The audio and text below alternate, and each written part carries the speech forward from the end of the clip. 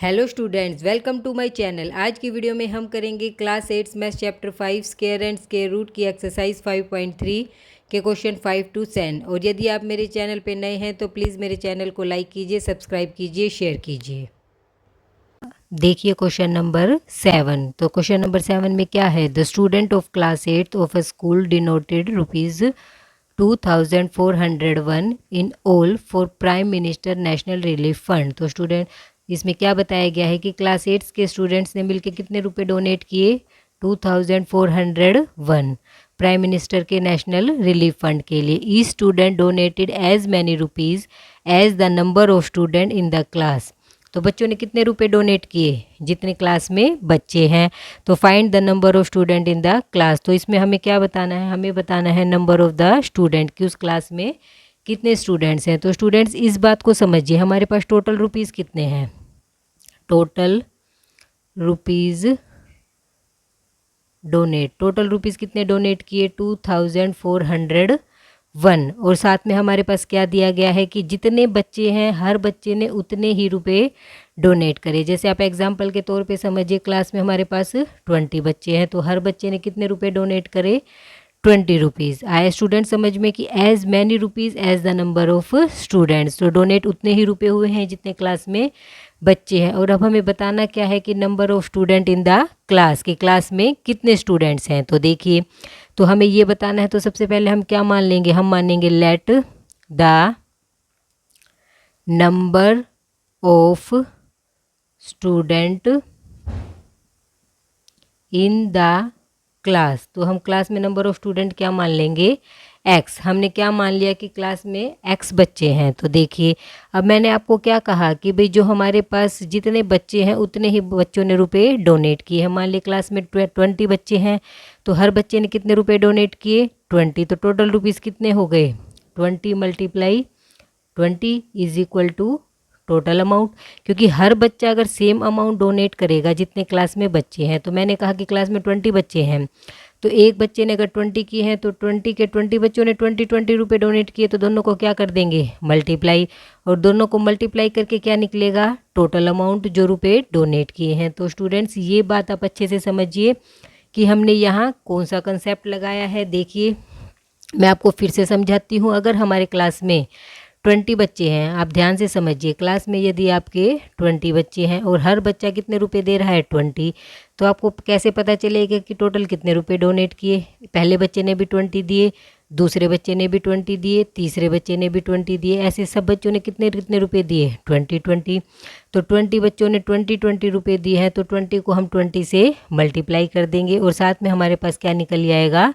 Total amount. आपको समझ आया ये स्टेप? अब देखिए, अब यहाँ हमने क्या मानना है कि नंबर ऑफ स्टूडेंट है वो कितने हैं क्लास में? एक्स। तो एक्स है तो इसका मतलब क्या हुआ? एक्स बच्चों ने कितने रुपए डोनेट किए? ये हमें गिवन है कि एक्स बच्चों ने उतने ही रुपए डोनेट किए हैं जितने बच्चे हैं क्लास में। तो क्लास में अगर एक्स बच्चे हैं तो उन्होंने एक्स रुपीज़ डोनेट किए हैं। तो एक्स मल्टीप्लाई एक्स क्या मिलेगा हमें? Total rupees. टोटल रुपीज़ हमारे पास कितने हैं जितने डोनेट हुए हैं? 42401। तो आपको ये स्टेप समझ आया कि क्लास में एक्स बच्चे हैं तो उन्होंने एक्स ही रुपये डोनेट किए और दोनों को यदि हम मल्टीप्लाई करेंगे तो टोटल डोनेट रुपीज़ हमारे पास आ जाएंगे। एक्स को एक्स से मल्टीप्लाई करेंगे तो क्या मिलेगा? एक्स का स्क्वायर इज इक्वल टू 2401 और एक्स की वैल्यू हमारे पास क्या आ जाएगी? √2401। तो स्टूडेंट्स आपको समझ आया कि यहाँ का स्क्वायर, यहाँ हमारे पास एक्स स्क्वायर है, इससे हम वैल्यू निकाल रहे हैं एक्स की, तो ये स्क्वायर हमारा इधर जाके क्या बन जाएगा? रूट। जैसे देखिए, मेरे पास क्या है? 2 का स्क्वायर हमारे पास क्या होता है? 4। 2 का स्क्वायर क्या है मेरे पास? 4। तो 2 मेरे पास क्या हो जाएगा? √4। तो √4 हमारे पास क्या होता है? 2। क्योंकि रूट हमारा क्या होता है इसका उल्टा, ये इसका, जैसे 2 का स्क्वायर 4 है तो 4 का रूट हमारा क्या हुआ? 2। इसी तरह x का हमने क्या किया है? स्क्वायर। तो x के लिए वैल्यू निकालेंगे तो इस पे हमारे क्या लग जाएगा? रूट। आपको समझ आए? तो अब हमें क्या निकालना है? 2401 के स्क्वायर रूट्स निकालने हैं जिससे हमें x की वैल्यू मिल जाएगी। हमें पता चल जाएगा कि क्लास में कितने बच्चे हैं। अब हम निकालते हैं इसका रूट। तो देखिए 2401 का स्क्वायर रूट कैसे निकाल लेंगे, वो हम निकाल लेंगे वही प्राइम फैक्टर से 2401। तो देखिए कितने पे जाएगा, ये ओड नंबर है, 2 पे नहीं जाएगा, 2 और 4 6 और 1 7, 3 पे भी नहीं जाएगा, 4 पे भी नहीं, 5। अब ये हमारा जाएगा 7 पे, 7 3 ज़ा 21, हमारे पास बचा 2, 7 4 ज़ा 28, फिर हमारे पास बचा 2, 7 3 ज़ा 21, फिर से 7 पे जाएगा, 7 4 ज़ा 28, 7 9 ज़ा 63, फिर से 7 पे, 7 7 ज़ा 49, 7 1 ज़ा 7। तो हमारे पेयर क्या बने, 7 और 7। तो 7 मल्टीप्लाई 7 इज इक्वल टू 49। तो इसका मतलब नंबर ऑफ स्टूडेंट, तो हमारा स्क्वायर रूट क्या आया इसका 49। तो number of student in class 8th, class 8th में हमारे पास कितने स्टूडेंट हैं, 49। आई होप आपको ये क्वेश्चन अच्छे से समझ आया। अब करते हैं क्वेश्चन नंबर 8। क्वेश्चन नंबर 8 देखिए, 2025 plants are to be planted in a garden in such a way that each row contain as many plants as the number of rows. Find the number of rows and number of plants in each row. तो students same हमें इसी question में क्या करना है, उसमें हमें क्या दिया गया था, लास्ट क्वेश्चन में हमें बताया था कि जितने हमारे क्लास में स्टूडेंट्स हैं उतने ही एक बच्चे ने रुपए डोनेट किए हैं। और इसमें हमें क्या बताया गया है, जितनी रो है उतने ही प्लांट हर रो में लगाए गए हैं, और टोटल प्लांट हमें गिवन है 2025। तो हमें बताना है कि रो कितनी है और प्लांट कितने हैं। तो देखिए मान लो मैं एक एग्जांपल लेती हूँ, मेरे पास कितनी रो हैं, हमारे पास हैं 2 रो, और मैंने हर रो में कितने प्लांट लगाए हैं, जितनी हमारे पास रो है। इसका मतलब इस रो में भी मैंने 2 प्लांट लगाए और इस रो में भी मैंने 2 प्लांट लगाए। तो टोटल प्लांट हमारे पास कितने हो गए, देखिए 1 2 3 4, 2 मल्टीप्लाई 2 इज इक्वल टू 4। ऐसे एक एग्जाम्पल और ले लीजिए, मान लो मैंने 3 रो बनाई, ये हमने क्या ली 3 रो, तो हर रो में कितने कितने प्लांट लगाएंगे हम 3, 1 2 3, इसमें भी 3 और इसमें भी 3। तो क्या आया 3 मल्टीप्लाई 3 इज इक्वल टू 9। इसी तरह आप 4 ले लीजिए, जैसे मैंने क्या लिए 4 रो ली। देखिए इसके बाद हमने हर रो में क्या किए 4 4 प्लांट लगाए। देखिए हमने हर रो में क्या लगाए हैं 4 प्लांट, तो 4 मल्टीप्लाई 4 इज इक्वल टू 16। तो स्टूडेंट्स आपको इन एग्जाम्पल के थ्रू समझ आया कि यदि हमारे पास जितने रो और उतने ही प्लांट्स हैं तो हमारे पास टोटल नंबर ऑफ प्लांट्स कितने आ जाएंगे, मल्टीप्लाई में जितने प्लांट्स हैं और जितने रो हैं। जैसे 2 हैं तो 2 मल्टीप्लाई 2, 3 हैं तो 3 मल्टीप्लाई 3, क्योंकि हमारे पास रो और प्लांट्स दोनों क्या हैं सेम। अब इसे हम क्या करेंगे, इसे हम लेट कर लेंगे जैसे हमने लास्ट क्वेश्चन में किया था। अब हम क्या करेंगे, इसे मान लेंगे कि टोटल नंबर ऑफ रो कितने हैं और टोटल नंबर ऑफ प्लांट्स। तो सबसे पहले हम क्या मानेंगे, लेट द नंबर ऑफ रो कितनी है, नंबर ऑफ रो हमारे पास कितनी है x। हमने क्या मान ली, हमारे पास x रो है। अगर x रो है तो इसका मतलब हमारे पास हर रो में हमने कितने प्लांट लगाए हैं x।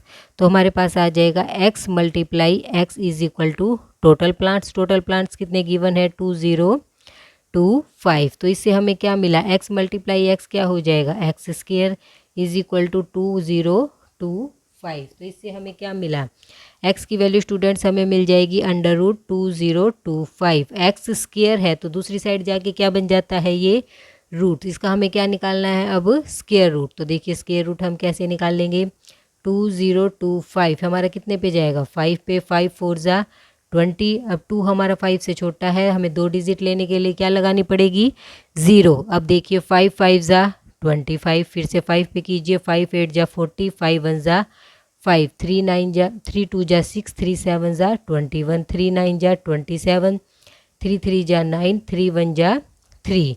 तो देखिए अब हमारे क्या क्या पेयर बने, हमारा बना 5 का पेयर, 3 का पेयर, 3 का पेयर। तो हमारा आया 5 मल्टीप्लाई 3 मल्टीप्लाई 3, 5 3 ज़ा 15, 15 3 ज़ा 45। इसका मतलब हमारे पास नंबर ऑफ रो कितनी है 45, तो और रो है उतने ही हमारे प्लांट्स हैं। तो number of plants in each row, तो वो भी क्या होंगे 45। तो क्या आ जाएगा हमारे पास, नंबर ऑफ रो 45 है and number of plant in each row, हमारा हर रो में हमें बताना है कि कितने प्लांट होंगे इन ईच रो, वो हमारे होंगे 45। 5। आई होप आपको ये क्वेश्चन अच्छे से समझ आया। अब बढ़ते हैं क्वेश्चन नंबर 9 पर। अब क्वेश्चन नंबर 9 देखिए। क्वेश्चन नंबर 9 क्या है हमारे पास? Find the smallest square number that is divisible by each of the number 4, 9 and 10। तो स्टूडेंट्स इसमें हमें क्या बताना है? हमें एक सबसे छोटा स्मॉलेस्ट, छोटे से छोटा वो स्क्वायर नंबर कौन सा होगा जो इन तीनों नंबर से डिविजिबल होगा। तो इसके लिए हमें क्या करना होगा? सबसे पहला स्टेप स्टूडेंट्स इसमें क्या है? हमें इन तीनों का निकालना होगा एलसीएम। तो देखिए सबसे पहले हम क्या निकालते हैं इसका एलसीएम 4, 9 और 10 का। तो देखिए 2 पे जाएगा, 2 2 जा 4, 9 एज इट इज़, 2 5 जा 10। फिर से हम 2 पे करेंगे, 2 1 जा 2, 9 as it is, 5 as it is. इसके बाद हम करेंगे 3 पे, 3 1 जा 3 3 जा 9, 5 एज इट इज़। इसके बाद हम फिर से करेंगे 3 पे, 3 1 जा 3, 5 एज इट इज़। अब हम किस पे करेंगे? 5 पे, 5 1 जा 5 हमारा हो गया। अब देखिए अब हमारा एलसीएम कैसे आएगा? देखिए 2 मल्टीप्लाई 2 मल्टीप्लाई 3 मल्टीप्लाई 3 मल्टीप्लाई 5। तो ये हमारा क्या निकल आएगा? एलसीएम। तो देखिए 2 2 जा 4, 4 3 जा 12, 12 3 जा 36, 36 को किससे करेंगे हम? 5 से। तो 36 को 5 से मल्टीप्लाई करके देखिए 5 6 जा 30, 3 5 जा 15 और 3 18। तो हमारा एलसीएम क्या आ गया इसका? एलसीएम मेरा आ गया 180। अब देखिए पहला स्टेप हमने क्या किया है? सबसे पहले हमने इन तीनों नंबर का एलसीएम निकाला। तो एलसीएम इसका आया है मेरा 180। तो बताइए क्या ये मेरा एक परफेक्ट स्क्वायर नंबर है?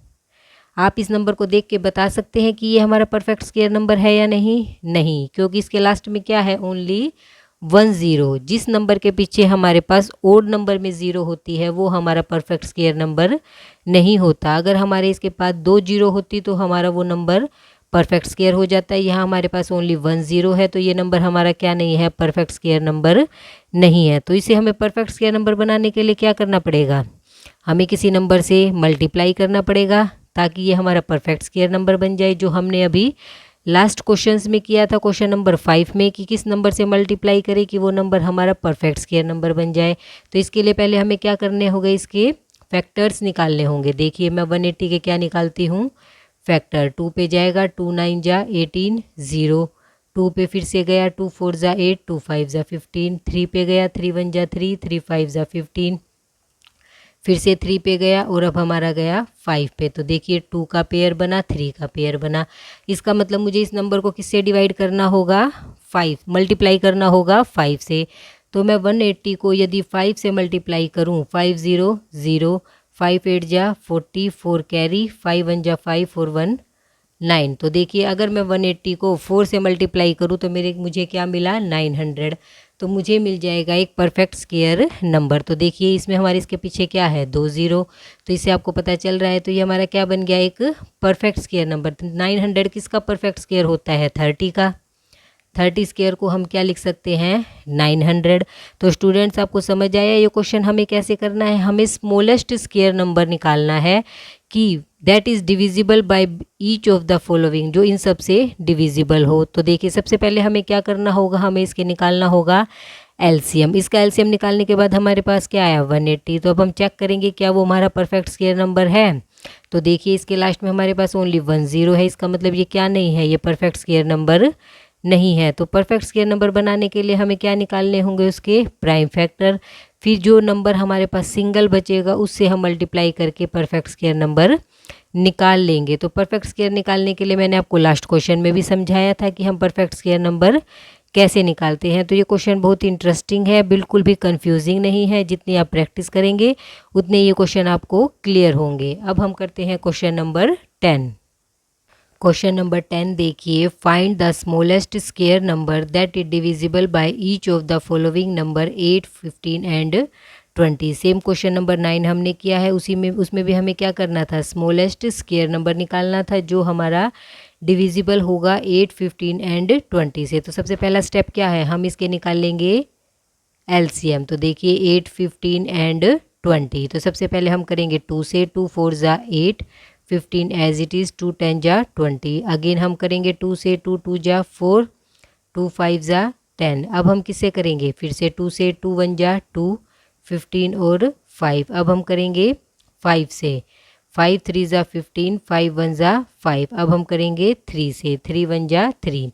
तो देखिए मेरे पास क्या आया स्टूडेंट। अब हम इसको क्या करेंगे, मल्टीप्लाई। तो देखिए 2 मल्टीप्लाई 2 मल्टीप्लाई, हमारा 2 कितनी बार है, 3 बार। मल्टीप्लाई में 5 मल्टीप्लाई में 3। तो देखिए अब इन सबको मल्टीप्लाई कर लीजिए, वो हमारा क्या बन जाएगा, एलसीएम। 2 2 जा 4, 4 2 जा 8, 8 5 जा 40, 40 को 3 से मल्टीप्लाई करेंगे तो 120। फिर से चेक कर लीजिए, 2 2 जा 4, 4 2 जा 8, 8 5 जा 40, 40 को 3 से करेंगे तो 120। तो देखिए 120 हमारा परफेक्ट स्क्वायर नंबर है नहीं, क्योंकि इसके पीछे भी हमारे पास क्या आ रहा है, ओनली 10। ओड नंबर में 0 है तो वो हमारा परफेक्ट स्क्वायर नंबर नहीं है। तो उसके लिए हमें क्या करना पड़ेगा, हमें किसी नंबर से मल्टीप्लाई करना पड़ेगा। तो सबसे पहले मैं क्या बनाऊंगी, इसके फैक्टर्स। तो 2 6 पे जाएगा, फिर से देखिए 2 3 ज़ा 6 0, फिर से हम 2 से करेंगे, 2 1 ज़ा 2, 2 5 ज़ा 10। अब हम करेंगे 3 पे, 3 5 ज़ा 15, 5 1 ज़ा 5।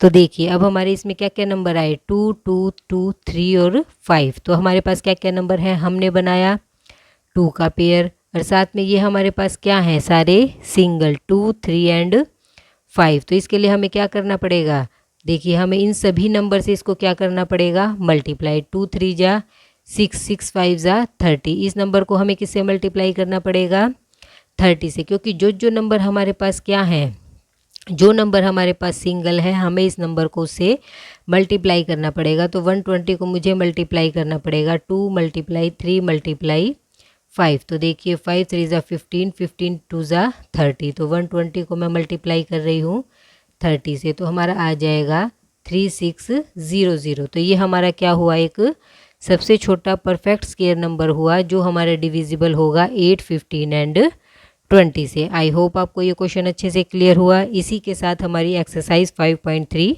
कंप्लीट होती है। Thanks for watching my videos.